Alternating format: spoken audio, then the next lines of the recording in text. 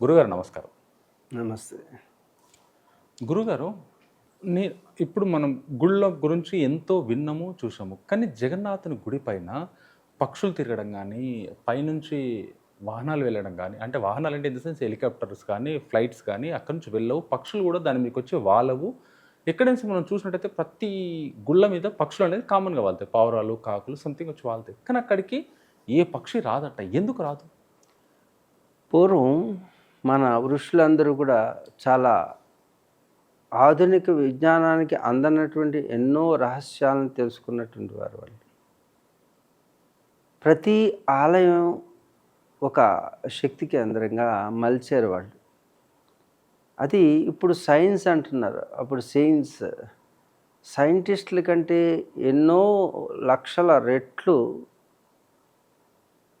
విషయ పరిజ్ఞానాన్ని, అనుభవ జ్ఞానాన్ని ప్రయోగాత్మకంగా ప్రయోగించి తెలుసుకున్నటువంటి అనుభవజ్ఞులైనటువంటి వాళ్ళు సైంటిస్టులు, మన ఋషులు. అక్కడ జగన్నాథుడి యొక్క ఆలయం ప్రతిష్టాపన చేసేటప్పుడు కింద యంత్రబద్ధం చేస్తారు. అంటే కొన్ని కోణాలతో కూడినటువంటి యంత్రాలని లిఖించబడి రాగి రేకు మీద లిఖించి యంత్రాలను తయారు చేస్తారు. ఓన్లీ కాపర్కి మాత్రమే ఎనర్జీని హై లెవెల్లో డ్రా చేసేటటువంటి శక్తి ఉన్నది. అలాగే గోల్డ్, సిల్వర్ని కూడా ఉపయోగిస్తారు కొన్ని యంత్రాలకి. ఏ యంత్రాలని ఏ లోహంతో యంత్రబద్ధం చేసి లిఖించి దాంట్లో బీజాక్షర సంపుటిని చేస్తారో అక్కడికి శక్తి అపారంగా కేంద్రీకృతం అవుతుంది. ఇప్పుడు మీరు కూడా ఈ బల్బులు వెలగడానికి కూడా కారణం దాంట్లో ఉన్న కాపర్ అబ్బే కదా. అంతే. అదే అల్యూమినియం అయితే త్వరగా పోతుంది, అదే కాపర్ అయితే. అందుకే ఒక్కొక్క లోహాన్ని మించి ఇంకొక లోహం, ఇంకొక లోహాన్ని మించి ఇంకొక లోహం, దాని యొక్క డెన్సిటీ పెరుగుతూ వెళ్తుంటుంది అన్నమాట.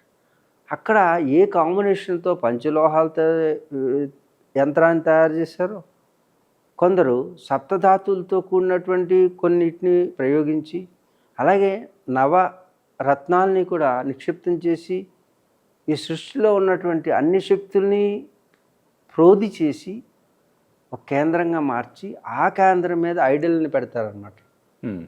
జగన్నాథ స్వామిని అక్కడ అలా ప్రతిష్ఠింప చేయడం చేత స్వామివారి యొక్క శక్తి బయటికి వెలువడుతూ ఉంటుంది అన్నమాట.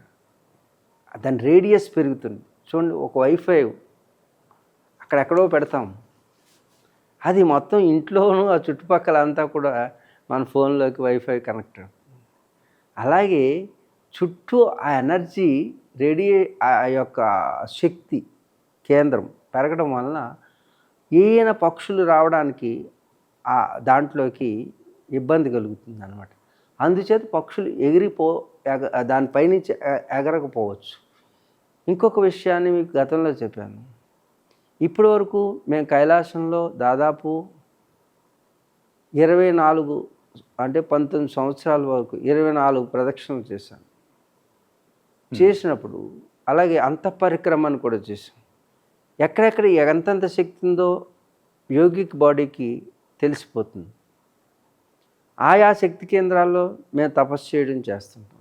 చాలా సులువుగా మీరు ఇక్కడ కొన్ని సంవత్సరాలు చేస్తే ధ్యానం కుదరకపోతే శక్తి కేంద్రాల్లో మీరు ఉట్టినే ధ్యానంలోకి వెళ్ళిపోతారనమాట. అంటే ఆలోచనల్ని నియంత్రించేటువంటి శక్తి ఆయా కేంద్రాలకు ఉంటుంది. అందుకే హిమాలయాల్లో యోగులు ఎక్కువగా తపస్సు చేయడం. నేను మిలారెపా, ది గ్రేట్ టిబెటియన్ యోగి మిలారెపా గుహల్లో చేసినప్పుడు ఒక అద్భుతమైనటువంటి ఎన్నో అనుభవాలను నేను చూడడం జరిగింది. అంటే అలాంటి శక్తి కేంద్రాలను ఎంచుకునేటటువంటి వారు మన పూర్వీకులు. ఇప్పుడు ఎక్కడ పడితే అక్కడ మెడిటేషన్ అని చేస్తున్నారు.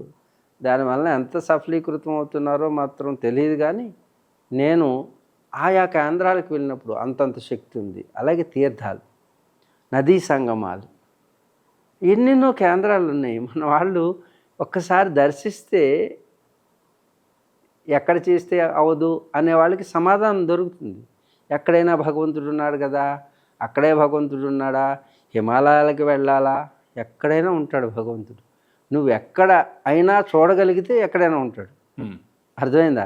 కానీ సులువుగా చూడాలంటే సులువుగా చిన్న టీవీలోనూ సినిమా చూస్తున్నారు, పెద్ద స్క్రీన్ మీద చిన్న టీవీలో చూడాలనుకున్నవాడు చూసే అదే చూస్తున్నావు, పెద్ద దాంట్లో చూడాలను. దేని అనుభవం దానికి ఉంటుంది. అలాగే ఏది సులభంగా నీకు పొందుతుందో అక్కడికి వెళితే అది సులభంగా పొందుతున్నారు కాబట్టి ఋషులందరూ అక్కడికి వెళ్ళారు. ఇక్కడ ఉన్నటువంటి డిస్టర్బెన్స్ ఇప్పుడు చూడండి, మీరు ఏకాంతంగా ఉన్నప్పుడు వచ్చేటటువంటిది 10 మంది జనంలో ఉన్నప్పుడు ఉన్నది ఒకటి. మీ ఆలోచన వాళ్ళు డ్రైవ్ చేస్తుంటారు. అవును. అలాగే మనం ఏ కేంద్రాలకు వెళ్ళినప్పుడు ఏ శక్తి ఉన్నదో తెలుసుకోగలిగినటువంటి సమర్థత మనకుంటే అప్పుడు మీకు అర్థమవుతుంది. ఇప్పుడు కైలాసం ఉన్నది, ఈ భూమండలం మీద దాన్ని మేరు పర్వతం అంటారు. అంటే మేరు అంటే ఇరుసు. అంటే దీన్ని కేంద్రంగా చేసుకుని మొత్తం విశ్వం అంతా తిరుగుతుంది అని మన పౌరాణిక గాథలు. అంటే ఈ శక్తి కేంద్రాన్ని ఆధారంగా చేసుకునే మొత్తం విశ్వం అంతా కూడా దాని చుట్టూ తిరుగుతుందని, ఇది కదలదని. ఎక్కడైతే స్టేబుల్గా తిరగకుండా ఉండేటువంటి మోషన్లెస్గా ఉందో అది స్థిరత్వాన్ని పొందింది. ఏదైతే స్థిరత్వాన్ని పొందుతుందో దానికి శక్తి కేంద్రంగా ఏర్పడుతుంది. ఆ శక్తి కేంద్రం మీదకి ఏ వార్ ఫ్లైట్స్ కూడా ఇంతవరకు వెళ్ళలేదు. అవును. మీరు పక్షులు అంటున్నారే, కానీ కైలాసం మీదకి చైనా వాళ్ళు ఎన్నోసార్లు ప్రయత్నం చేశారు, మరలా తిరిగి ఒక్క వార్ ఫ్లైట్ కూడా కనపడలేదు. ఎంతోమంది ఆంథ్రోపాలజిస్టులు, అలాగే సైంటిస్టులు, అలాగే జియాలజిస్టులు అంటే జియోలాజికల్ సర్వే చేసేవాళ్ళు, వీళ్ళందరూ గ్రూపుగా ఏర్పడి ప్రపంచంలో ఉన్నటువంటి సైంటిస్టులు ఒక బృందం వెళ్ళాలని ప్రయత్నం చేస్తే మొత్తం షేక్ అయిపోయి మంటలు వచ్చేసి ఎదురుగా ఆ కైలాసం మీద అప్పటికప్పుడు మేఘాలు వచ్చేసి అప్పటికప్పుడు ఈ థండర్సు, తర్వాత లైట్నింగ్స్ అంటే మెరుపులు, ఉరుములు మొత్తం ఊగిపోయి పడిపోయి అంత వెంటనే వెనక్కి వచ్చేసారు వాళ్ళు. ఇలాంటివి ఎన్నో మా కళ్ళెదురుగా మేము చూసినటువంటివి ఉన్నాయి. అంటే ఈ భూమి మీద కేవలం ప్రతి అణువులోనూ శక్తి ఉన్నది. ఆ శక్తి యొక్క ప్రభావం ఎంతుందో ఆ ప్రభావాన్ని కొలిసిన వారు మన ఋషులు. అందుకే ఈనాటికి కైలాసం పైన ఏముందో ఈ విశ్వానికి తెలియదు, ఏ సైంటిస్ట్కి తెలియదు. కైలాసం పైన అందు గురించే దాని మీద ఫ్లై జోన్, హిమాలయాల్లో కూడా మౌంటైన్ ఫ్లైట్స్ అని ఉంటాయి. అవి కూడా కొన్ని మార్గాల్లో మాత్రమే వెళ్ళగలుగుతాయి, కానీ ఇప్పటికీ కూడా ఎన్నో ఫ్లైట్ క్రాషెస్ అయిపోతుంటాయి.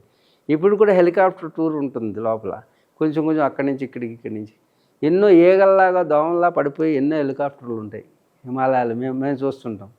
కాబట్టి హిమాలయాలు అనేవి చాలా అద్భుతమైనటువంటి శక్తి కేంద్రాలు.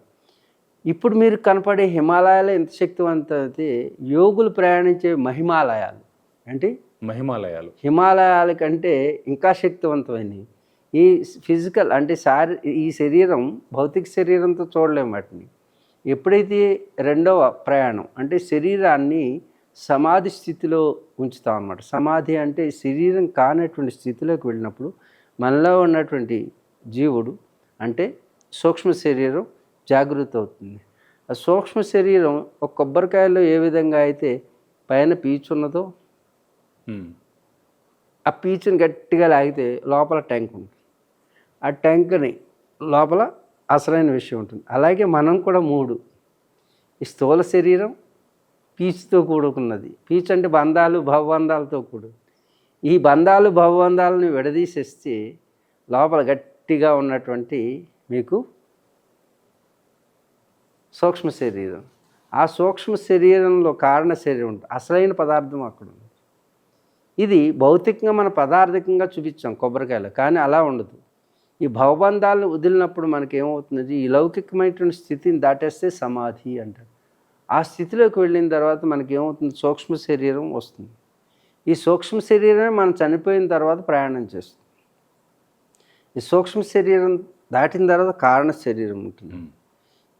అలాగే ప్రతి వస్తువుకి కూడా స్థూల సూక్ష్మ కారణం ఉంటుంది. అంచేత ఈ స్థూల శరీరాన్ని విడిచిన తర్వాత ఆ హిమాలయాలు స్థూలంగా కనపడే హిమాలయాలు ఇప్పుడు యాత్రలు చేస్తున్నారు, అవి కాదు యోగులు ఉండేవి. సూక్ష్మ హిమాలయాలు, దాన్నే మహిమాలయాలు అంటే. ఓకే. ఆ హిమాలయాల్లోకి ప్రయాణం ఈ శరీరంతో జరగదు, సూక్ష్మ శరీరంతో. ఇక దానిపైన సిద్ధాశ్రమాలు ఉంటాయి. అది కారణ శరీరం, కారణ హిమాలయాల్లో. ఆ సిద్ధాశ్రమాలనే మీరు ఇప్పుడు చెప్పబోయేటటువంటి ఆ సిద్ధాశ్రమ పరిసరాల్లోనే ఇప్పుడు పౌరాణిక గాథైనటువంటి శంబలా నగరం ఓకే. అనేటటువంటి కాన్సెప్ట్ ఈ మధ్యన చాలామంది చెప్తున్నారు. శంబలా నగరం ఎక్కడున్నది ఎక్కడున్నది ఎక్కడున్నది అని అడుగుతుంటారు. శంబలా నగరాన్ని కంటితో చూసేటటువంటిది కాదు శంబలా నగరం. ఇది మహిమాలయాల్లో ఉంటుంది, హిమాలయాల్లో ఉండదు. అంటే హిమాలయాల్లోనే మహిమాలయాలు. ఇప్పుడు భౌతికంగా కనపడే కంటికి కనపడేటటువంటి హిమాలయాలకి కంటితో చూడలేని హిమాలయాల్లో ఈ శంబలా నగరం ఉంటుంది. ఆ శంబలా నగరం గురించి చాలా ప్రస్తావన ఉన్నది. అదే శంబల అంటే ఏంటి అనేది ఆ శంబల్లోకి ఎలా ప్రవేశించాలి అనేది అది పద్ధతి, అదొక రహస్యం. మన సబ్స్క్రైబర్స్ కొంతమంది అడిగిన కొన్ని ప్రశ్నలు అడిగి తర్వాత వేరే దాంట్లోకి వెళ్ళిపోతాను నేను. అసలు భక్తి అంటే ఏంటి? భక్తి అనగానేమి? భగవంతుడి యందు అరమరికల్లో లేనటువంటి ప్రేమ కలిగితే దాన్ని భక్తి అంటారు. ఏమిటి అరమరికలు లేని ప్రేమ అంటే, మామూలుగా ప్రేమ అనేటటువంటి పదం వింటుంటాం. ఇప్పుడు ప్రేమ అంటే మనం ప్రేమించినటువంటి వ్యక్తి, ఆ వ్యక్తి నుంచి మనం ఏది ఆశించకుండా ఆ వ్యక్తి కోసం మన త్రికరణ శుద్ధిగా అంటే మనసా వాచా కర్మణ వారి యొక్క ఆనందం కోసం మనం జీవిస్తే దాన్ని ప్రేమ అంటారు. ఇప్పుడు ప్రేమించామని ఇప్పుడు అంటున్నటువంటిది అది ప్రేమించడం కాదు, కామించడం. దానికి ప్రేమ అనరు, కామం అంటారు. అయితే ఒక వ్యక్తి యందు తనకి కలిగినటువంటి భావం, తన కోరిక ఆ వ్యక్తి ద్వారా తీర్చుకోవాలి అని అనుకుంటే ఆ కోరికను తీర్చుకుంటాన్ని కామం అంటారు. ఇప్పుడు సోకాళ్ళు ప్రేమిస్తున్నాను, లవ్ చేస్తున్నాను అంటున్నారు కదా, అది ప్రేమ కాదు, కామం. అంటే తనకు నచ్చింది అవతల వాళ్ళకి మనం నచ్చామా లేదో అక్కర్లా, మనకు నచ్చింది మనం అనుభవించాలి. తద్ వ్యక్తి ద్వారానో తద్ వస్తువు ద్వారానో మనం ఏదో పొందాలి అని అనుకుంటే దాని పేరు కామం. ఇదే పొరపాటున ప్రేమ అనుకుంటున్నారు. ప్రేమకి అవతలి వ్యక్తి నుంచి ఏది పొందాలనేటటువంటి ఉండదు. మనం మనసా వాచా కర్మణ మనం ప్రేమించినటువంటి వ్యక్తికి వారి ఆనందం కోసం, వారి సుఖం కోసం మన శరీరాన్ని, మన జీవితాన్ని వెచ్చించి వారి జీవితాంతం మనం వారి నుంచి ఏది కోరకుండా మనం వారి కోసం జీవించటాన్ని దాన్ని ప్రేమ అంటారు. అయితే మూడవది కామము, ప్రేమ, భక్తి. ఇక భక్తికి వస్తే వ్యక్తుల యందు కాకుండా భగవంతుడి యందు ఎలాంటి ట్రాన్సాక్షన్స్ లేకుండా, అంటే లావాదేవీలు. అంటే నేను భగవంతుడా ఈరోజు నేను నీకు 100 కొబ్బరికాయలు కొడితే నువ్వు ఈ ఫలితాన్ని ఇవ్వాలి అంటే ఇట్స్ కాల్డ్ బిజినెస్. ఇది వ్యాపారం అవుతుంది కానీ ఇది భక్తి కాదు. అందుకే భక్తులు చాలా తక్కువ మందే ఉన్నారు. అన్నమయ్య లాంటి వాడు, భక్త తుకారం లాంటి వారు, కబీర్ దాస్ లాంటి వాళ్ళు పేర్లే చెప్తాం భక్తులంటే. అంచేత భక్తులు వాళ్ళు ఏం కోరుకోలేదు, భగవంతుడిని అలా అర్చించడము, సేవించటము, వాళ్ళ భక్తి తత్పరతని ప్రకటించడం, అంతేగాని వారి నుంచి ఏ కోరిక లేదు. ఆఖరికి భగవంతుడు ప్రత్యక్షమై నాయనా నీకు రామదాస్కి నీకు ముక్తినిస్తాను అన్నాడు. ముక్తి అంటే ఏంటి నాకు తెలియదు, నీ భక్తి తప్పితే నాకు ముక్తి అంటే ఏమిటో తెలియదు అన్నాడు. ముక్తి అంటే ఎలా ఉంటుంది స్వామి అని అడిగాడు. అంటే భక్త రామదాస్కి చెప్పాడు, ముక్తి అంటే నీవు ఇక నాలో కలిసిపోవడం, ఇంకేమీ ఉండదండి. స్వామి మీలో కలిసిపోతే మీ మిమ్మల్ని సేవించే అదృష్టం ఏమైపోతుంది నాకు? మీ భక్తులు నీ నామ సంకీర్తన చేస్తున్నటువంటి భక్తులను చూసే అదృష్టం నాకెక్కడి నుంచి వస్తుంది? కాబట్టి నాకు ముక్తి వద్దు స్వామి. నేను మిమ్మల్ని నిరంతరం చూసి మిమ్మల్ని సేవించుకునేటువంటి అదృష్టాన్ని నాకు కల్పించండి స్వామి. మిమ్మల్ని భక్తులందరూ కూడా రామా రామా అని వాళ్ళు భక్తితోటి మిమ్మల్ని సేవిస్తుంటే ఆ భక్తులందరినీ చూసేటటువంటి అదృష్టాన్ని నాకు కల్పించండి. నాకు ముక్తి వద్దు స్వామి అన్నాడు. అందుకే ఆ భద్రాచలంలో ఇప్పటికీ ఆ రామదాసు అలాగే చూస్తూ ఉంటాడట.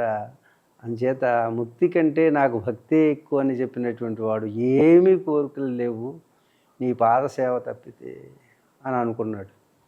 అలాంటి భక్తులు కొందరే ఉన్నారు. వారే ఈనాటికి కీర్తించబడుతున్నారు.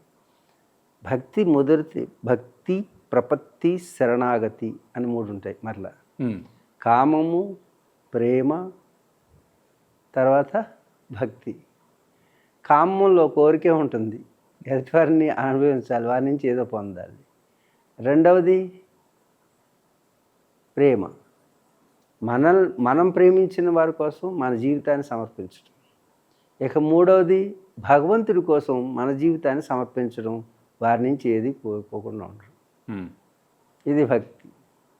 ఇక భక్తిలో మనం చూస్తున్నాం, ఏ గుడికి వెళ్ళినా సరే భక్తులందరూ కూడా ఏదో కోరికనే పెట్టుకునే వెళ్తున్నారు.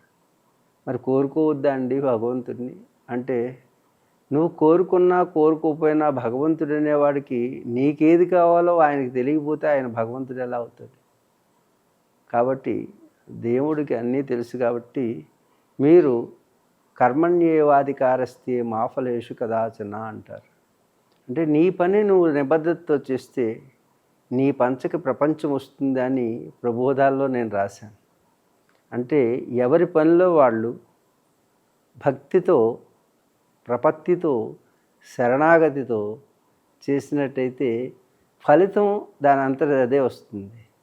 మీరు చేసేటువంటి పనిలో లోపం వస్తే అది లోపభూయిష్టమైనటువంటి ఫలితాన్ని అందిస్తుంది. అందుచేత నీ పనిని నీవు ఏ పనైనా, ఏ వృత్తి అయినా, మీరు చేసే వృత్తిలో మీరు సఫలీకృతం కావాలి అంటే మీరు తప్పకుండా ఆ పనిని నిబద్ధతతో మనస, వాచ, కర్మణ ఫలితాన్ని ఆశించకండి. ఫలితం దాని అంతట అదే వచ్చి తీరుతుంది.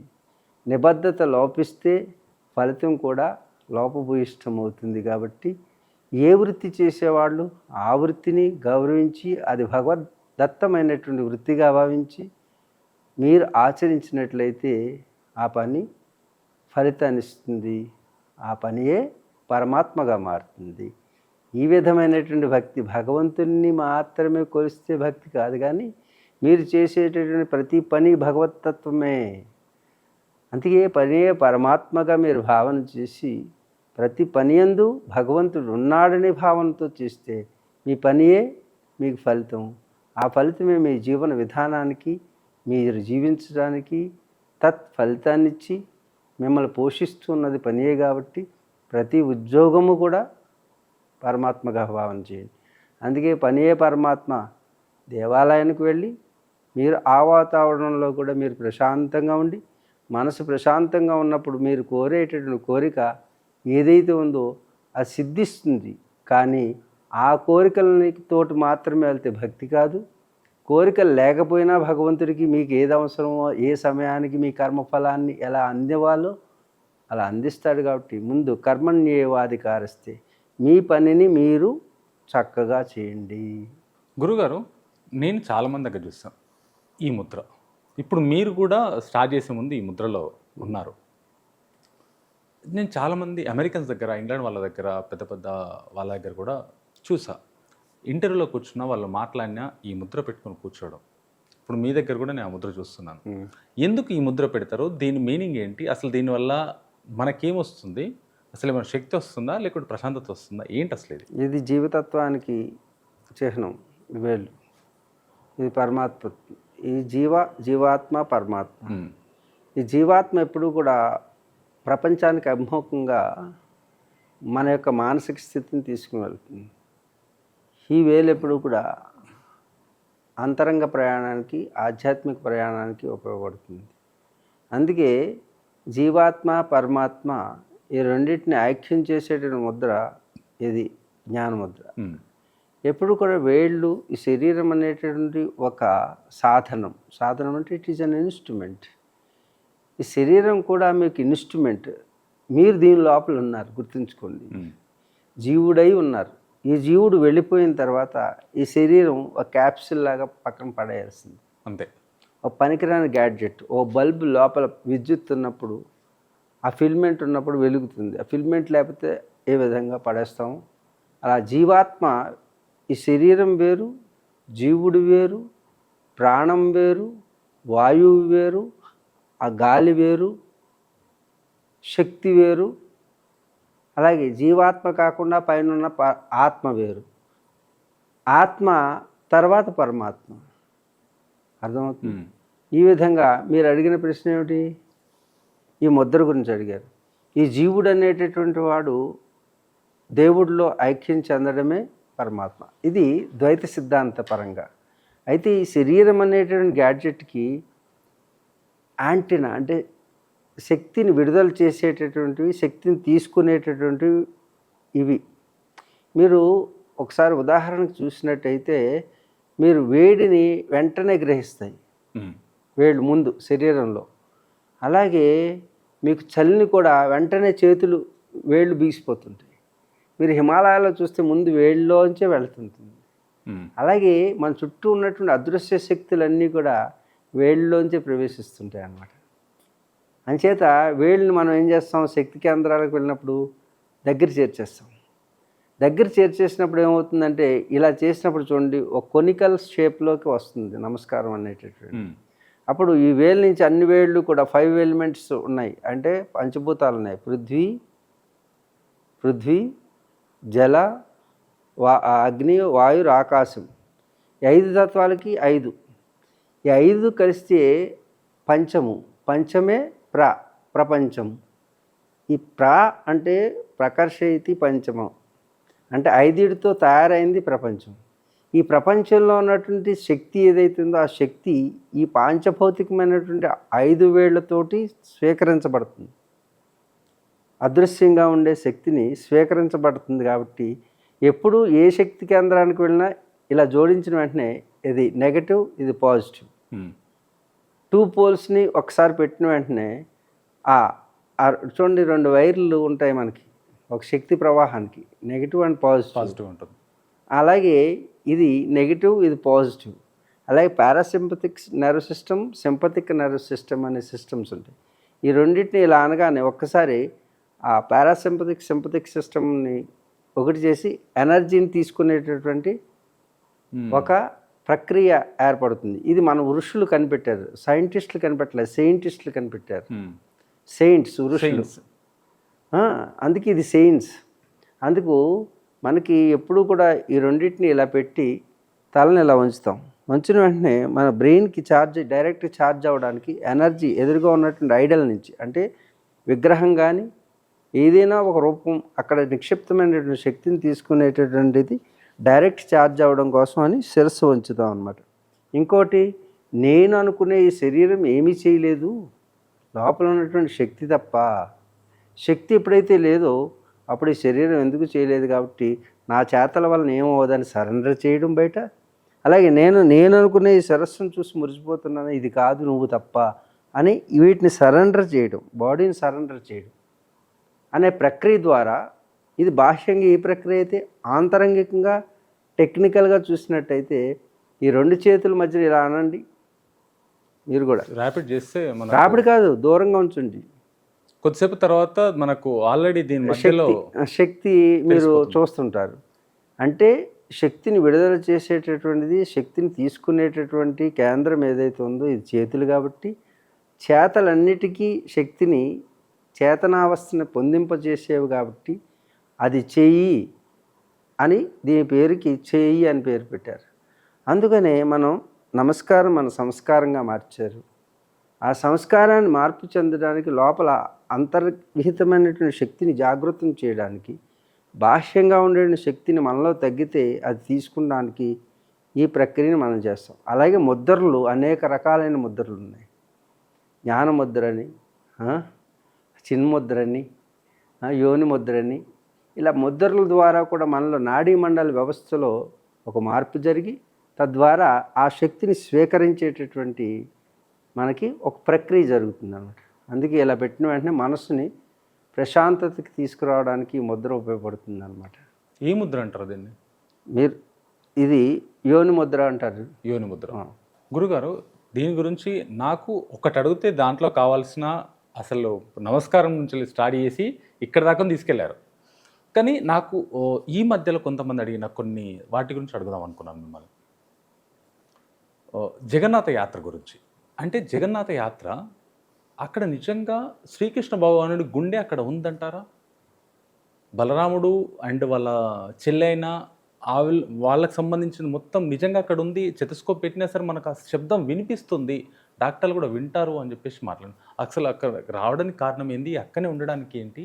అసలు రీజన్ ఏంటి? అంటే నేను మాత్రం ఆ శబ్దాన్ని వినలేదు కాబట్టి నేను చెప్పడానికి అర్హత లేదు.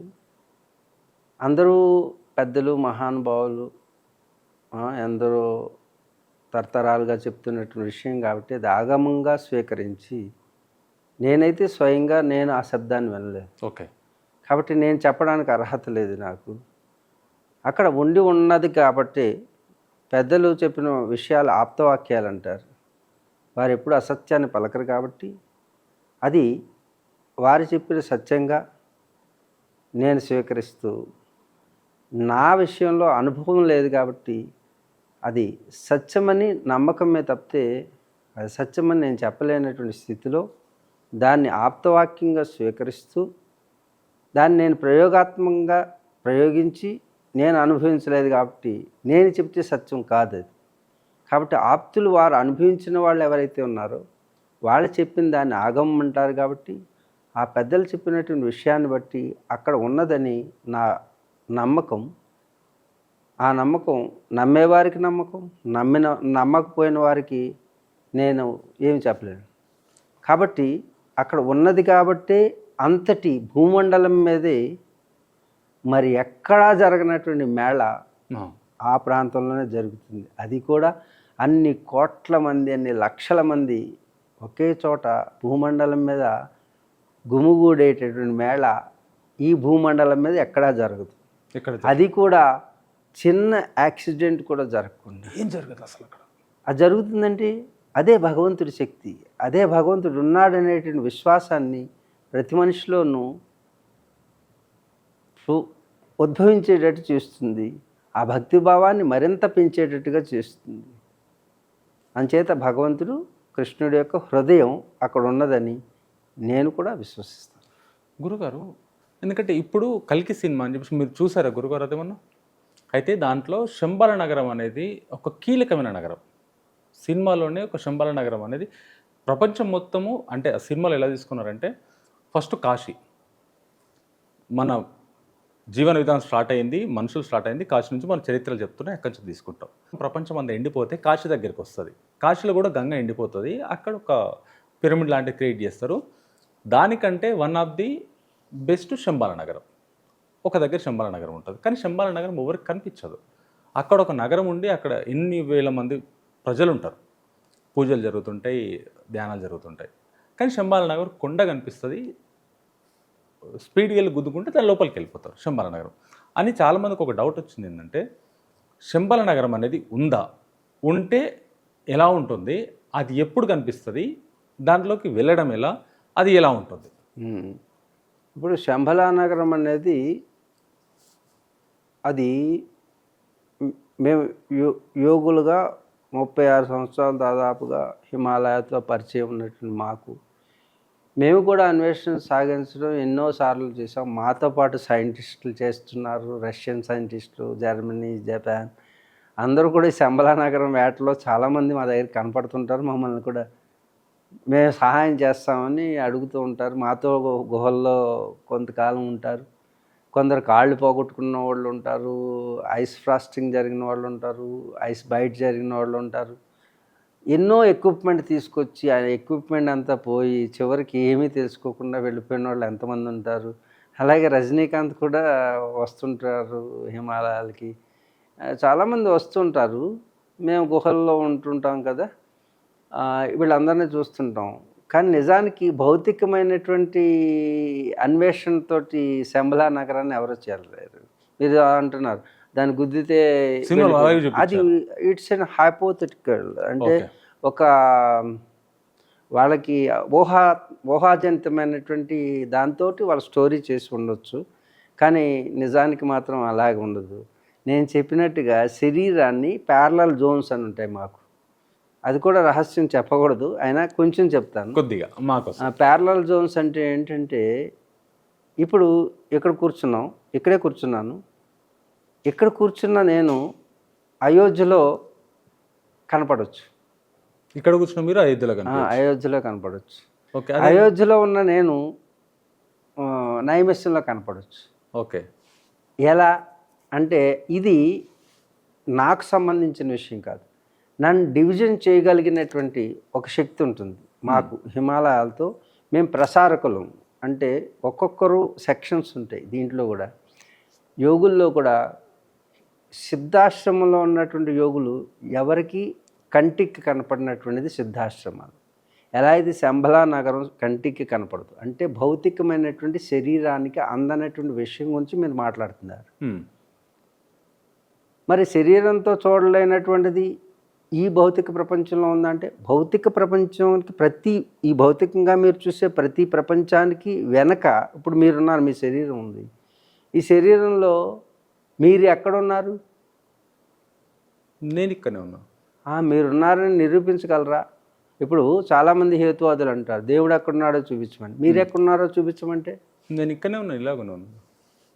మీరు ఇక్కడ ఉన్నారంటే ఎవరు? మీరు ఈ శరీరమా అంతే అని అనుకుంటున్నారు. కానీ అదే శరీరం మీరు పోయిన తర్వాత కూడా ఉంది కదా. మీ భార్య ఎందుకు తీసేయమంటుంది? మీరు అక్కడే ఉంటారు కదా. పోయిన తర్వాత మీ పోవడం ఏంటి? ఎవరు పోయారు? నా ఆత్మ వెళ్ళిపోయింది కదా నా శరీరం నుంచి. అసలు ఎవరు నువ్వు? భగవంతుడు సృష్టించిన ఒక ఆయన చనిపోయాడు అంటారు. ఆయన చనిపోయిన ఆయన ఇక్కడే ఉన్నాడు అంటే లోపల ఇంకొకటి ఏదో ఉంది. అర్థమవుతుందా? అలాగే ఈ కనిపించే జగత్తుకి కనిపించనిది ఏదో ఆధారమై ఉన్నది. ఆ ఆధారం ఏదైతే ఉందో ఆ ఆధారాన్ని పట్టుకోవాలి. ఓకే. అది పట్టుకోవాలంటే దానికి పట్టుకోవడానికి శరీర మాధ్యం కలు ధర్మ సాధనం. It's an instrument. మీకు ఇది ఒక సాధనం మాత్రమే, ఇది మీరు కాదు. మీ పెన్ను మీరు రాయడానికి ఒక సాధనం. ఈ కెమెరా మిమ్మల్ని చూపించడానికి ఒక సాధనం. అలాగే మీరు ఆ కనపడని దాన్ని తెలుసుకోవడానికి ఇచ్చిన సాధనం ఇది. మీరేం చేస్తున్నారు? కనిపించే వాటితో బంధం పట్టుకుంటున్నారు. భార్యగా, పిల్లలుగా, బంధువులుగా ఏమయ్యారు? మీకు ఇచ్చినటువంటి పని మానేసి కెమెరాతో మిమ్మల్ని షూట్ చేయడానికి ఉపయోగించే సాధనాన్ని మీరేం చేస్తున్నారు? దాంతో వెనక దొరద పెడితే గోక్కుని, లేకపోతే రకరకాలుగా ఆ పైన డెప్ప తీసుకుని కొంచెం అన్నం వడ్డించడానికి ఎలా ఉపయోగిస్తే? అంటే శరీరాన్ని ధ్యానం కోసం. అందుకే వచ్చింది శరీర మాధ్యం కలు ధర్మ సాధనం. ధర్మ అర్థ కామ మోక్ష. అంటే నగరానికి ఎలా వెళ్ళాలి? అదే చెప్తున్నాను. ఇప్పుడు ఈ శరీరం అనే సాధనాన్ని ఉపయోగించి మీరు వెళ్ళాలి. అప్పుడు ప్యారలల్ జోన్స్ అని మాకు సాధకులకు మాత్రమే అక్కడికి వెళ్ళబడతాం. ప్యారలల్ జోన్స్ అంటే హిమాలయాల్లో, భౌతిక హిమాలయాల్లో కొన్ని రహస్య ప్రదేశాలు ఉంటాయి. ఆ రహస్య ప్రదేశాలు ఇక్కడ మానవాళిలో ఉన్నటువంటి కొందరికి మాత్రమే వారి చేత మనం సెలెక్ట్ చేయబడతాం. అంటే సెలక్షన్ అంటే ఏంటి తెలుగులో? అంటే ఎంపిక చేయబడతాం. ఎంపిక చేయబడిన కొందరిని హిమాలయాల వైపు వాళ్ళు మానసికంగా డ్రైవ్ చేస్తుంది. అలా వెళ్ళిన వాళ్ళమే మేము. అలా డ్రైవ్ మనకు తెలియదు, వెళ్ళిపోతుంటాము. ఎంత పిచ్చో ఎందుకు వెళ్తున్నామో కూడా తెలియదు. గోబీ ఎడారిలో మీకు టిబెట్టు ఆ ప్రాంతంలో మంగోలియా దాని మధ్యలో డెజర్ట్ ఎంత ఉంటుందంటే మీకు వేలు కిలోమీటర్లు కనపడుతుంటుంది. ఎందుకు నడుస్తున్నామో తెలీదు. ఐస్‌లో కూరుకుపోయి ఐస్ బెట్ అయిపోయినా, ఏమైపోయినా అలా వెళ్తానే ఉంటాం. ఏదో పిచ్చి పట్టిన వాళ్ళు ఏదో లాగేసుకుంటూ వెళుతున్నట్టుగా వెళ్తుంటాం. వెళ్ళి ఎందుకు వెళ్ళామో తెలీదు. నియమింపబడినట్టు గుహలో చేరి అది కూడా అప్రయత్నంగా జరుగుతుంటాయి. ఈ అనుభవాలు ఎవరికి చెప్పకూడదు, హాస్యాస్పదంగా ఉంటాయి. ఒక పిచ్చివాడు వెళ్ళిపోతుంటాడు, అలా వెళ్తుంటాం. ఎక్కడికి వెళ్తున్నాం, ఏం చేస్తున్నామో కూడా తెలియదు, ఎందుకు చేస్తున్నామో కూడా తెలియదు. వెళ్ళిపోయిన తర్వాత అక్కడ అలసిపోయి సొలిసిపోయి అక్కడ కూర్చున్నామనేటటువంటి సంగతి కూడా తెలియకుండా ఈ శరీరం సమాధిలోకి వెళ్ళిపోతుంది. ఓకే. అలా వెళ్ళిపోయిన తర్వాత అది ఈ శరీరం కానటువంటి వేరే శరీరం వేరే చోటకు లాగబడుతుంది. ఆ శరీరంతో శంబలాలో కానీ సిద్ధాశ్రమంలో కానీ ప్రవేశిస్తుంది. ఓకే. అందుకని వీళ్ళు ఊహించి ఏం చేశారు, ఇలా గుద్దితే వెళ్ళిపోయినట్టుగా చూపించారు. దీన్ని ప్యారలల్ జోన్ అంటారు. ఈ జోన్లో ఈ శరీరాన్ని వదిలితే ఆ జోన్లోకి ట్రిప్ అవుతాం. ఓకే. ఇదేంటంటే ఒకసారి మీరు అంతరిక్షంలోకి వెళ్ళారనుకోండి, అంతరిక్షంలో మీరు జర్నీ చేయరు, రాకెట్ ఇలా వెళ్తుంది కదా, రాకెట్ స్పేస్లోకి వెళ్ళిన తర్వాత సర్టెన్ ప్లేస్కి వెళ్ళిన తర్వాత రాకెట్ వదిలేస్తుంది. అవును. అక్కడి నుంచి మరలా సాటిలైట్స్ ఇవి ప్రయాణం చేస్తాయి. అక్కడ జీరో గ్రావిటీ ఉంటుంది, అంటే భూమి ఆకర్షణ శక్తి ఉంటుంది. ఇక్కడి నుంచి 400 మైళ్ళు కిలోమీటర్లోనే అక్కడ మనకి త్రిప్లస్ ఉంది, అంటే ఇంటర్నేషనల్ స్పేస్ సెంటర్. అందరు దేశాలు కలిసి ఒకటి పెట్టుకున్నారు. అక్కడికి ఇప్పుడు సునీత విలియమ్స్ వెళ్ళింది. అక్కడ రీసెర్చ్ చేస్తారనమాట వీళ్ళందరూ. అక్కడి నుంచి 4000 కిలోమీటర్ల పైన మన శాటిలైట్లు ఆర్బిట్లో తిరుగుతుంటాయి. ఒకే ఆర్బిట్లో తిరగాలి. ఈ ఆర్బిట్ కొంచెం చేంజ్ అయినా క్రాష్ అవుతుంది. అలాగే యోగులు కూడా వాళ్ళు ఈ భూమి అనేటటువంటి మూలాధారం నుంచి లోపల స్పేస్లోకి ప్రయాణం చేస్తారు. మూలాధార, స్వాధిష్టాన, మణిపూరక, అనాహత, విశుద్ధి, ఆజ్ఞాచక్రం అని లోపల కూడా ప్రపంచం ఎలాగుందో నిర్మాణం, ఈ శరీరం అలా నిర్మాణం చేశారు. మీరు అంతరిక్షంలోకి వెళ్ళక్కర్లా, మీరు శాటిలైట్లోకి వెళ్ళి రీసెర్చ్ చేయక్కర్లా, మీ లోపలే మొత్తం అంతరిక్షం ఉన్నది. ఇక్కడికి చేరితే అంతరిక్షంలో చేరినట్టు. ఇక్కడ గ్రావిటీ ఉండదు. మొత్తం ఈ కిందంతా భూమి పృథ్వీతత్వం అనేది మూలాధారంలో ఉంటుంది. అందుకే గ్రావిటీ అంతా ఇక్కడ ఉంటుంది. స్వాధిష్టానంలో బయటికి ఉత్పత్తి స్థానం ఇది, అంటే ప్రాపంచికమైనటువంటి లౌకికమైనటువంటి జీవనంలోకి ప్రయాణం చేయడానికి బయటికి ఉపయోగపడుతుంది. ఇది అంతరంగికంగా ఉపయోగపడితే జలశక్తిని దాటేయడం అనమాట. ఒక్కొక్క దాన్ని రాకెట్ దాటుకుని వెళ్ళినట్టు మీ యొక్క కాన్షియస్ దాటుకుని వెళ్తే మీరు అంతరిక్షంలో ప్రయాణం చేస్తే ఏ అనుభవం ఉంటుందో అలాగే మీరు అంతరిక్షం సహస్రారాన్ని ఎప్పుడైతే చేరిపోయారో అప్పుడేమో ట్రిప్పింగ్ చేస్తాం అనమాట. ఒక లోకం నుంచి ఇంకో లోకానికి వెంటనే కొన్ని లక్షల కాంతి సంవత్సరాల దూరం ఉన్నదాన్ని దీన్ని జంప్ అంటారు వాళ్ళ భాషలో, సైంటిస్టుల భాషలో. జంప్ చేస్తే ఇంకొక కొన్ని వేల కాంతి సంవత్సరాల దూరం వెళ్ళిపోతారు వాళ్ళు. ఇలా జర్నీ చేస్తే ఎన్నో వేల సంవత్సరాలకు వెళ్ళేదాన్ని జంప్ అంటారు. ఆ జంప్ చేస్తారనమాట. ఆ భాష నాకు సరిగ్గా రాదు, కాకపోతే అనుకోండి. అలాగే మనం కూడా ఈ ప్యారలల్ జోన్లోకి వెళ్ళిన తర్వాత, అంటే ఈ లోపల విడిపోయిన తర్వాత సూక్ష్మ శరీరం జంప్ చేస్తుంది. ఆ జంప్ చేసినప్పుడు సిద్ధాశ్రమంలో సిద్ధులు వాళ్ళు తీసుకోవడానికి, మనం వెళ్ళడానికి కాదు, వాళ్ళు చేసినటువంటి ఒక ప్లాన్ ఆఫ్ యాక్షన్లో భాగంగా సిద్ధాశ్రమంలో కానీ శంబలాలలో కానీ ప్రవేశించడానికి అవకాశం. ఇది ప్యారలల్ జోన్. మీరు ప్రవేశించారా శంబల నగరంలోకి? అవి ఇంకా అంతకు మించి చెప్పలేను. అది అంటే ఇవన్నీ కూడా ఏం చేస్తారంటే ఇప్పుడు వినే ప్రేక్షకులు ఇలాంటి ప్రయత్నాలు చేయడానికి ముందుకు వస్తారు. ఎందుకంటే సహజంగా వాళ్ళకు ఉన్నటువంటి ఉత్సాహంతో అక్కడ పడేటువంటి బాధలు ఎన్నో ఉంటాయి. ఎందుకంటే ముందు శరీరాన్ని సమాయత్తం చేయాలి. అందుకే అన్నిటికంటే ముఖ్యం, ఇప్పుడు ఒక అణు రియాక్టర్ ఉంది. అణు రియాక్టర్ ఎవరింట్లో పడితే వాళ్ళ ఇంట్లో పెట్టుకుంటే శుభ్రంగా బోర్డు అంత పవర్ ఉంటుంది కదా. ఒక అణు రియాక్టర్ కొన్ని వేల సంవత్సరాల వరకు అలా పవర్ ఇస్తుంటుంది. అలాగే విద్యుత్ కేంద్రం ఉందనుకోండి, హైడ్రో పవర్ ఉందనుకోండి, దానికి చాలా కాస్ట్లీ. తర్వాత థర్మల్ పవర్ ఉందనుకోండి, దాని బొగ్గు ఇవన్నీ కావాలి, అది పవర్ ఇస్తుంది. ఇది పవర్ ఇస్తుంది. విండ్ పవర్ ఉంది, దానికి ఇంకా కాస్ట్ అవుతుంది. కానీ ఇది స్పేస్ పవర్. ఏది ధర్మం అంటే ధర్మో పవర్ ఉందంటే ఏంటి? ఇది ధర్మం కాదు, ఇది ఏంటి చెప్పాను, థర్మల్ పవర్. నో అణు రియాక్టర్, అణు ఇంధనం. చూశారు కదా, అణు ఇంధనం తయారు చేయటం మీకు ఉన్నాయి కదా, న్యూక్లియర్ పవర్. వీటిలాగా సులువుగా అయిపోదు. దానికి సేఫ్టీ అండ్ సెక్యూరిటీ మెజర్స్ తీసుకోవాలి. ప్రపంచంలో అతి తక్కువ మంది మాత్రమే దానికి పర్మిషన్ ఇస్తారు. ఎందుకంటే ఒక్క అణు రియాక్టర్ పేలిందంటే భూమండలం అంతా పేలిపోయే అంత ప్రమాదం ఉండదు. చూశారు కదా జపాన్లో, మొత్తం జపాన్ అంతా కూడా ఎంత అల్లకల్లోలం అయిపోయిందో. అంచేత అణుశక్తికే సేఫ్టీ అండ్ సెక్యూరిటీ తీసుకుంటే, అణుశక్తి కంటే కోట్ల రెట్లు శక్తివంతమైంది మన శరీరంలో ఉంది. దాన్నే కుండలిని శక్తి. కుండలిని శక్తి. ఎందుకంటే ఈ కుండలిని శక్తిని మీరు కనుక ప్రేరణ చేస్తే, ముందు శరీరం అనేటటువంటిది ఒక లేయర్ ఉంటుంది అణు reactor. First layer, second layer, third layer, fourth layer, fifth layer. ఆ మధ్యలో ఇగ్నిషన్ పాయింట్ ఉంటుంది. అంటే ఇగ్నిషన్ అంటే అణువును విచ్ఛిన్నం చేస్తుంది.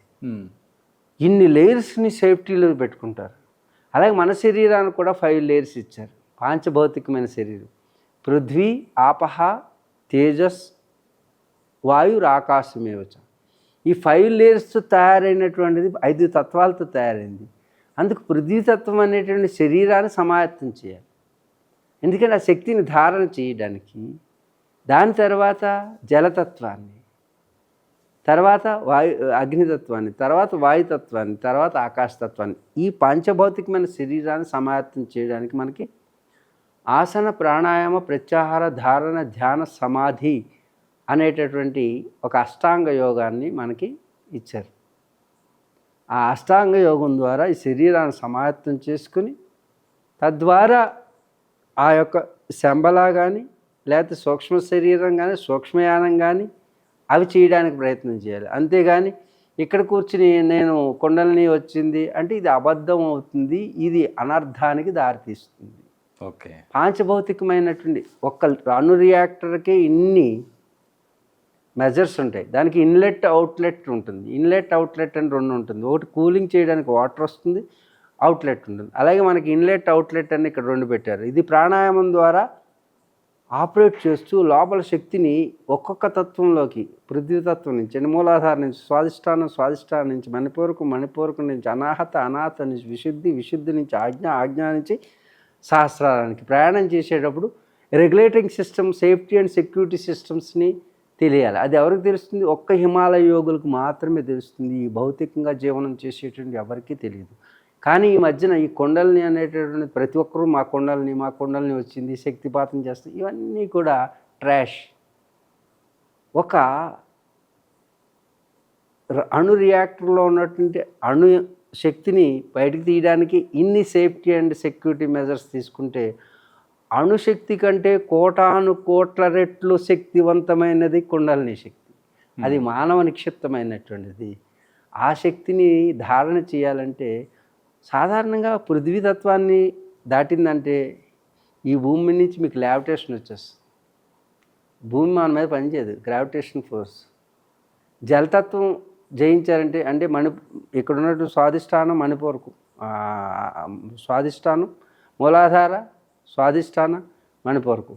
స్వాదిష్టానానికి వచ్చేసరికి మీరు అడుగులో కూర్చుని కూడా తపస్సు చేయొచ్చు. నీరు మిమ్మల్ని ఏం చేయలేదు.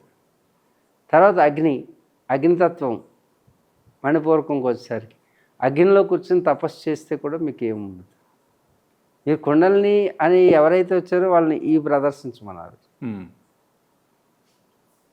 అర్థమైంది? కుండలిని మేము కుండలిని యోగులం కాదు, కుండలిని సాధకులం కాదు. కుండలిని అనేది ఒక యోగం, ప్రత్యేకమైనటువంటి సాధన అనేది. అందుకే కుండలిని టచ్ చేసేవాళ్ళు అరుదుగా ఉంటారు. ఇప్పుడు వీరబ్రహ్మేంద్ర స్వామి, ఆయనకి 31 సంవత్సరాలు పట్టింది. ఆయన సాక్షాత్తు శ్రీ మహావిష్ణువు యొక్క అవతారం అని చెప్తారు. మరి ఇప్పుడు ఈ జనానికి ఇంత త్వరగా కుండలిని వస్తుంది, ఇది కలిమహిమ, కలియుగంలో త్వరగా వస్తుందేమో నాకు తెలియదు.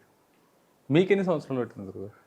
మేము ఇప్పుడు 36 సంవత్సరాలు హిమాలయాల్లో వెళ్తూ ఆ సిద్ధయోగుల యొక్క అనుగ్రహం చేత మేము నడపబడుతూ ఉన్నాం. మేము స్వతంత్రులం కాదు, పరతంత్రులమే ఇంకా. పరతంత్రులే.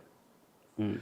మరి ఇప్పుడు చాలామంది రీసెంట్గా వచ్చిన కల్కి సినిమాని చూసుకొని అసలు ఈ శంబాల నగరం గురించి చాలామంది ఆసక్తిగా ఉన్నారు. అంటే వాళ్ళకు ఒక్క మాటగా మీరు ఏం చెప్పొచ్చు? ఎప్పటికీ శంబల నగరాన్ని భౌతికంగా చూడలేరు. భౌతికంగా చూడలేము.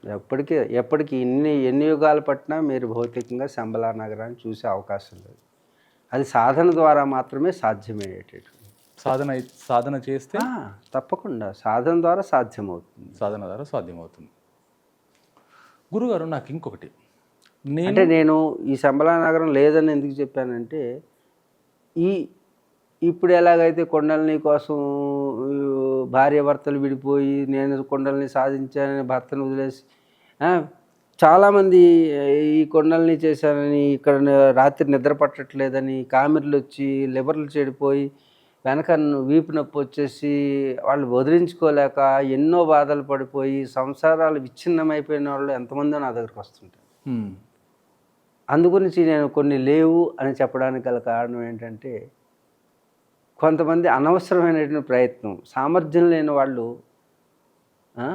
అలాంటి పని చేయకూడదు. కాబట్టి కొన్ని విషయాలు నేను దాటవేస్తుంటాను.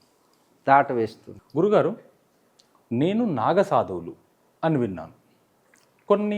నేను కొద్ది వరకు కొంతమందితోటి కొన్ని అఘోరాలకు ఈ నా యాత్రలో నాగసాధువులు అందరికంటే చాలా విపరీతంగా ఎక్కడైనా అధిగమించగలరు, వెళ్ళడం ఫాస్ట్గా. నేను ఒక మునితోటి, ఒక ఋషితోటి నేను విన్నాను, మనం దేనికైతే రీచ్ అవ్వలేమో ఆ నాగసాధు అక్కడికి, అంటే ఆ చెట్టుకు కంప్లీట్గా ముళ్ళు ఉన్నాయి, ఆల్మోస్ట్ ఒక 100 అడుగుల చెట్టు, దాని చివరి మండన కూర్చొని తపస్సు చేయడం చూశాడంట. నీళ్ళపైన మీరు ఇంతకుముందు చెప్పినట్టు నీళ్లు విపరీతంగా వరద వెళ్తుంది, నీళ్ళపైన కూర్చున్నాడు, కింది నుంచి నీళ్ళు వెళ్తున్నాయి, సాధన చేస్తున్నాడు. చెట్టు పైన కూర్చొని చివరి మండన, అది అసలు పక్షి వాళ్ళనే ఇరిగిపోయే స్టేజ్లో ఉంది, కానీ అక్కడ కూర్చున్నాడంట. ఇది సాధ్యమవుతుంది అసలు? మీరు చూసారా ఎవరైనా? నేను ఒక వీడియో ద్వారా విన్నాను. వీడియో చూసారా? వీడియో చూడలేదు. కొందరు ఇప్పుడు నార్త్లో ఏం చేస్తున్నారంటే, కొన్ని సాధువుల్లాగా వేషం వేయించి వాళ్ళ యొక్క టీఆర్పీ రేటు కోసమని కొన్ని వీడియోలు తీస్తున్నారు. అవి నిజం అనుకుని భావన చేస్తున్నారు. అయితే నిజం సత్యం మీద ఆధారపడి ఉంటుంది. అంటే సత్యం ఉన్నది, అది జరుగుతూ ఉంటుంది, కానీ ఇప్పుడు ఉన్నదా లేదా? అలాంటి వారు ఇప్పుడు ఉన్నారా అంటే 100కి 1,000కి ఒకరు ఉంటారు, అంతే. వాళ్ళు ఎప్పుడు కూడా ప్రదర్శన చేయరు. దర్శనం చేసే వాళ్ళకి ప్రదర్శన ఉండదు. ఇప్పుడు నేనే 36 సంవత్సరాలు 40 సంవత్సరాలు ఎక్కడ కనపడలేదు, అవును, ఇప్పుడు ఎందుకు వస్తున్నారు మీరు అని చాలామందికి సందేహం ఉండవచ్చు.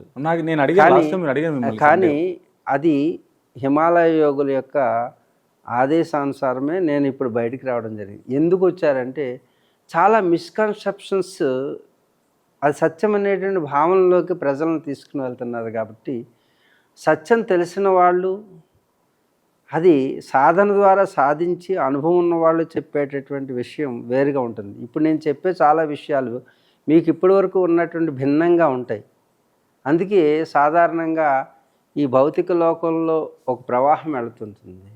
ఆ ప్రవాహానికి అది సరైన మార్గంలో వెళ్ళినప్పుడు కొందరిని పంపిస్తూ ఉంటారు వాళ్ళు.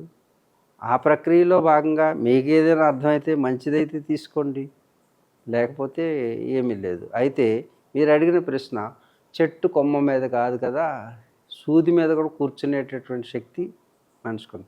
అది కూర్చోరు వీళ్ళు. ల్యావిటేషన్ అంటే శరీరం, భౌతిక శరీరాన్ని వెయిట్లెస్ చేస్తారు. దీన్ని అణిమ, మహిమ, గరిమ, లఘిమ అంటారు. ఈ అష్టసిద్ధుల్లో లఘిమ ప్రదర్శిస్తే మీరు అలా తేలి ఉంటారు. అర్థమైందా? అణిమ అంటే అన్నిటికంటే సూక్ష్మ వస్తువుగా మారిపోతారు. గరిమ అంటే మీరు ఇంతకు ఉన్న చాలా బరువుగా అయిపోతారు. ఈ సృష్టిలో ఏది మిమ్మల్ని లేపలేదు. లఘిమ అంటే లావిటేషన్. అణిమ, మహిమ అంటే మీరు ఈ సృష్టిలో ఉన్న అన్నిటికంటే పెద్దవాడుగా మారిపోతారు. ఆంజనేయ స్వామి ఇవన్నీ ప్రదర్శించాడు. కింద పాతాళ లోకంలో మహిరావణుడు శ్రీరామచంద్రుడిని దాచేస్తే తామరతూడులోంచి వెళ్ళినట్టుగా మనకి కథలో చూపిస్తుంది రామాయణం. ఇక్కడ అణిమ ప్రదర్శించాడు. మహిమ చూడండి, మహేంద్రగిరి మీద చాలా పెద్ద శరీరం చేస్తాడు. లంకలో ఉన్నటువంటి సీతాన్వేషణకి బయలుదేరుతున్నప్పుడు దీని మహిమ అంటారు. గరిమ అంటే తన తోక ఇలా అడ్డు పెడితే భీముడు తర్వాత యుగంలో ఆ తోక తీయమంటాడు కోతిని. నాయనా నేను ముసలివాడిని అయిపోయాను, నేను కలుపుకోలేకపోతున్నాను, నువ్వే తీసిపోకు పక్కకు పో అన్నాడు. ముందు ఇలా తీస్తాడు, తర్వాత ఇలా తీస్తాడు, తర్వాత ఇలా తీస్తాడు, తర్వాత ఇలా తీస్తాడు, తర్వాత కింద పడతాడు. అంటే ఒక తోకని కదిపించలేవు నువ్వు, భీముడు అనుకుని విర్రవీగుతున్నావు అని ఒక పాఠం చెప్పడానికి. రాబోయేటటువంటి యుద్ధంలో అహంకారం కాదు కావాల్సింది, తెలివితేటలు కావాలి, వినయం కావాలి, భక్తి కావాలి. కాబట్టి అని చెప్పి ఆ సంఘటన ద్వారా నిరూపించడానికి అక్కడ గరిమను ప్రదర్శిస్తాడు. లగిమ తెలుసు కదా, ఆకాశంలో వెళ్తాడు. మహిమ, గరిమ, లగిమ, ప్రాప్తి. ప్రాప్తి అంటే ఏది తను అనుకున్నాడో అది వాడికి ప్రాప్తిస్తుంది. సీతను తెలుసుకోవాలనుకున్నాడు, సీతాన్వేషణ సఫలీకృతం. ప్రాకామ్యము తను అనుకున్నటువంటి పనిని సమర్థవంతంగా చేయగలగడం. ఈ సత్వం అంటే దేవతలను సైతం శాసించేటటువంటి శక్తిని పొందడం. అక్కడ దాటుతూ ఉంటే ఒక రాక్షసి వస్తుంది. ఏది? ఆగు, ఇక్కడ నాకు ఆహారంగా మారిపో, సింహిక అని. ఈ సింహిక దేవతలు ప్రయోగిస్తారు. దేవతల యొక్క శక్తి ఒక ఆకృతిగా మార్చి దైవ కార్యాన్ని సాధించుకు రాగలుగుతాడా హనుమ, ఒకసారి చెక్ చేద్దామని పరీక్ష పెడతారు. ఆవిడ ఎదురుగా వస్తుంది, నాగకన్య సింహిక. అప్పుడు ఆ సింహికని శాసించేటువంటి శక్తి ప్రదర్శిస్తాడు అక్కడ. ఈ విధంగా అణిమ, మహిమ, గరిమ, లఘిమ, ప్రాప్తి, ప్రాకామ్యము, ఈశత్వము శాసించే శక్తి. వశత్వము అంటే దాన్ని వశపరుచుకునేటువంటి శక్తి. ఇవన్నీ శక్తులు ప్రతి మనిషికి ఉన్నవి. వాటిని సాధన ద్వారా లోపల ఉన్న శక్తుల్ని బయటికి తీసుకురావడం. సాధనలో ఇవన్నీ కూడా అష్టసిద్ధులుగా వస్తాయి. వీటిని కూడా చూసి మీరు ఆగేరా, గమ్యాన్ని చేరడం ఆగిపోతుంది. అందుకే హనుమంతుడు వీటిని చూసి ఏమీ ఆగలేదు, వాటిని ప్రయోగించాడు, చూపించి వెళ్ళిపోయాడు. తను ఉపయోగించుకోలేదు. తన యొక్క లక్ష్యాన్ని చేరడానికి ఇవి చిన్నగా ఉపయోగపడతాయి. అంతేగాని వీటిని ప్రయోగించడానికి మాత్రం ఎవరు సాహసించినా వారి యొక్క సాధన సఫలీకృతం కాదు. గురుగారు, ఈ మధ్యలో జనాలు కొన్ని లక్షలు, కోట్లు, వేలు అమ్ముకొని పిల్లం మీద పుస్తలు, ఆస్తులు అన్నీ పొడగొట్టుకున్నారు. ఒక విషయంలో బాగా వింటున్నాను నేను, నిమ్మకాయలు గాలిలో లేపడం. చాలామంది దీని వెనకాల పడి నాశనం అయిపోతారు. గురుగారు, అసలు ఇది ఏంది? అసలు ఏదన్నా తాడుగట్టి లేపుతున్నారా, లేకుంటే ఏదన్నా కావాలని చేస్తున్నారా? ఇది అసలు చెత్తన క్రియేట్ చేయబడిందా, లేకుంటే వాస్తవానికి ఉందా? ఇది ఏదైనా అసలు ఉంటే నకిలీ మొదలవుతుంది, అసలు లేకుండా నకిలీ ఉండదు.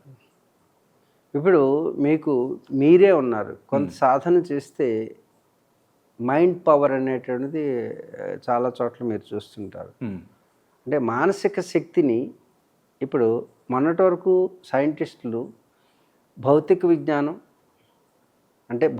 విజ్ఞానం వైపు, రసాయనిక జ్ఞానం, అలాగే తర్వాత వచ్చినటువంటి జ్ఞానం ఏంటి? మానసిక శాస్త్రం.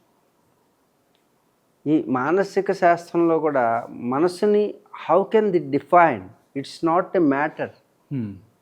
అంటే అది పదార్థం కాదు, పదార్థ జ్ఞానం కాదు, పదార్థానికి అతీతమైనటువంటి జ్ఞానం. కెమిస్ట్రీ అంటే లిక్విడ్లోనే మనకు లిక్విడ్ ఫామ్లో కనపడుతుంది. మన శరీరం పదార్థం, కానీ ఇట్స్ ఎ కెమికల్ ఫ్యాక్టరీ. ఇప్పుడు మీరు అలా కూర్చున్నారంటే కెమికల్ మారిపోతుంది లోపల. మీ కళ్ళు ఇలా అంటున్నారంటే కెమికల్ మారుతుంటుంది. కెమికల్ చేంజ్ చేస్తే మీ యొక్క యాక్షన్ భౌతికంగా కనపడేది. అవును. లోపల ఉన్నటువంటి కెమికల్స్ యొక్క combination of chemical activity and then only it becomes a neurological activity. న్యూరాన్స్కి తర్వాత ఉన్నటువంటిది సైకాలజీ. అవును.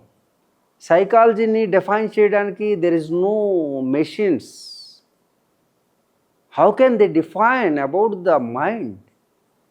ఇంతవరకు బ్రెయిన్నే గురించి మ్యాపింగ్ చేసేటటువంటి ఇదే ఇంతవరకు సైంటిస్టులకు తెలియదు.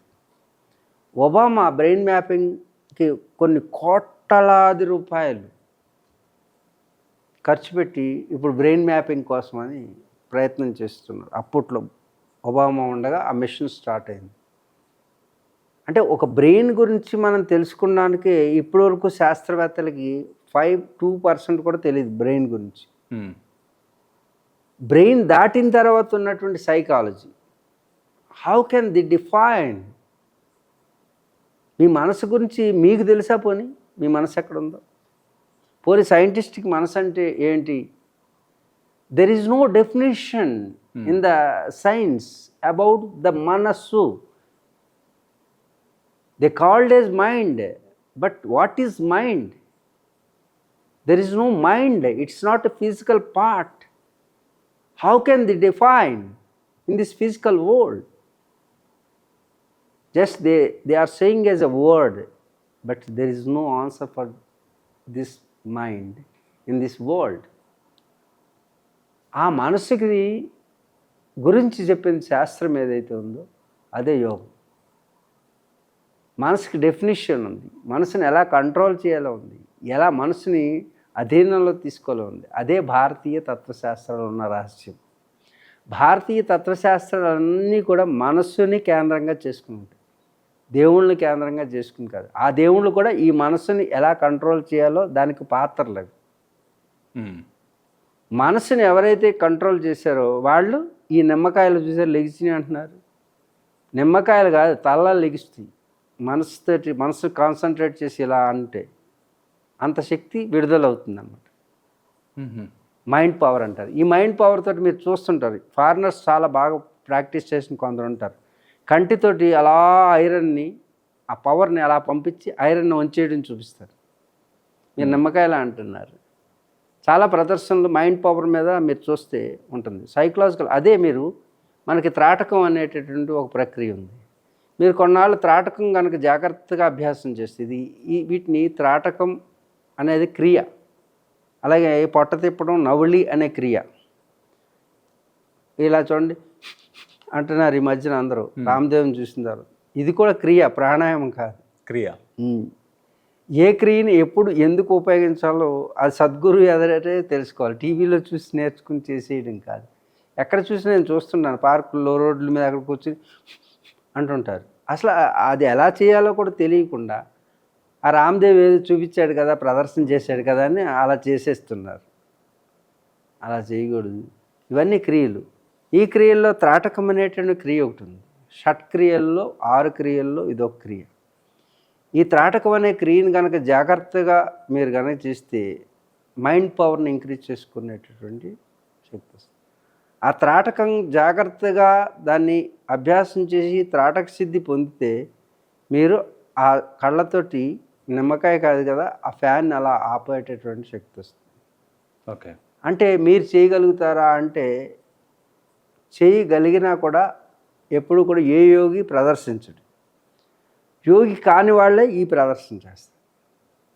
యోగి కాని వాళ్ళు అది ఒరిజినల్గా ఉంది కాబట్టి డూప్లికేట్గా మీరు ఇప్పుడు చూసేవాళ్ళు వాళ్ళు ఒరిజినల్ కారు, ఎందుకంటే ప్రదర్శన చేస్తున్నారు కాబట్టి. ఆ ప్రదర్శన ఎప్పుడు కూడా చేసేవాళ్ళు ఏదో లబ్ధి పొందాలనే ప్రదర్శిస్తారు. ఇప్పుడు నేనున్నాను, ఇప్పుడు మీతో మాట్లాడుతున్నాను.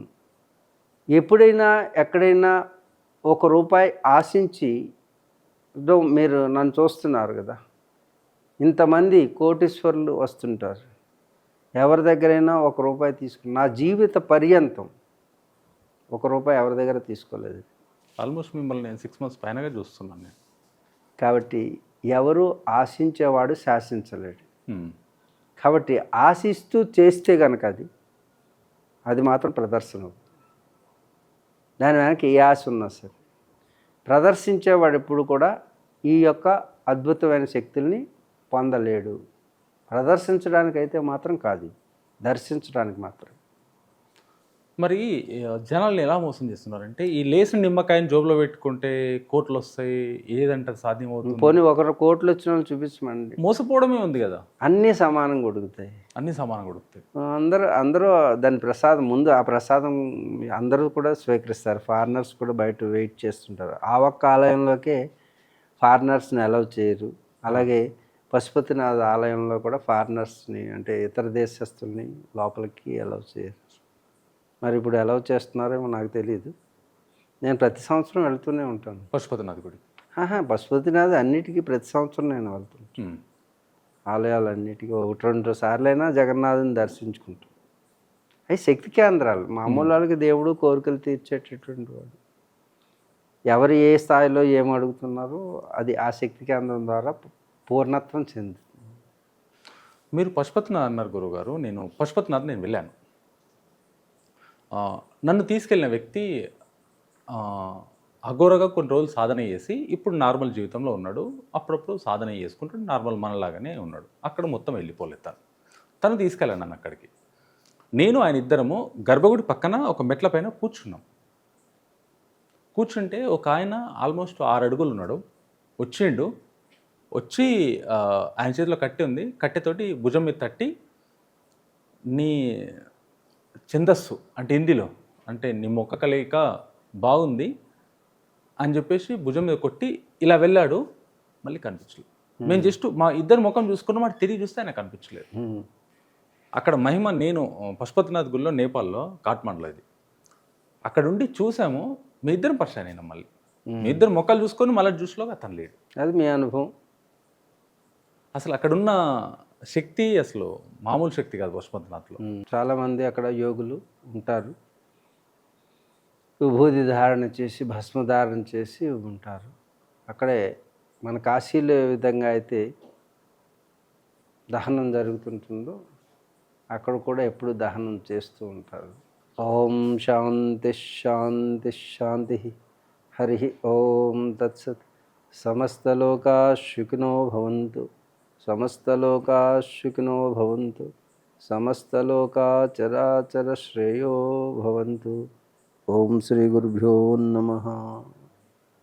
చాలా ధన్యవాదాలు గురుగారు.